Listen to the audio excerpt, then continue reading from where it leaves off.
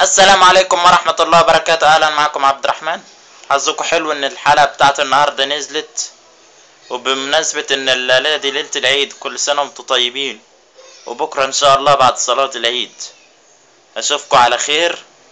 نبتدي بقى حلقتنا بسرعة عشان مش عاوز اطول فيها. المهم اول ورقة في الحلقة عندنا بقى الورقة دي طبعا ورقة سحرية، فايدتها انها بتحول الوحوش لوضعية الدفاع. الورقة دي بقى تاني ورقة،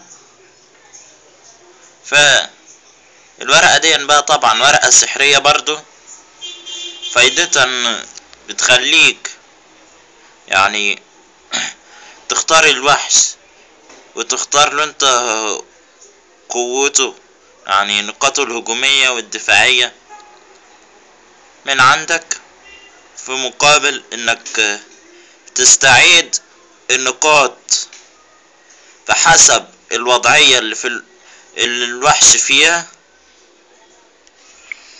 الورقة دي بقى ورقة فخ، وبيتم التعامل معها على انها بتخلي يعني صاحبها يعني او الصاحب يعني يكون مثلا الخصم اذا استدعى وحش ذو صفة ضوئية او بمعنى عنصر الضوء،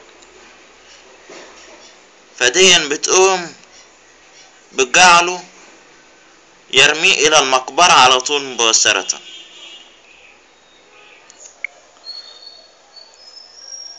مشاهدينا، هكذا اكون قد وصلت لختام حلقتنا بتاعت النهاردة، والسلام عليكم ورحمة الله وبركاته.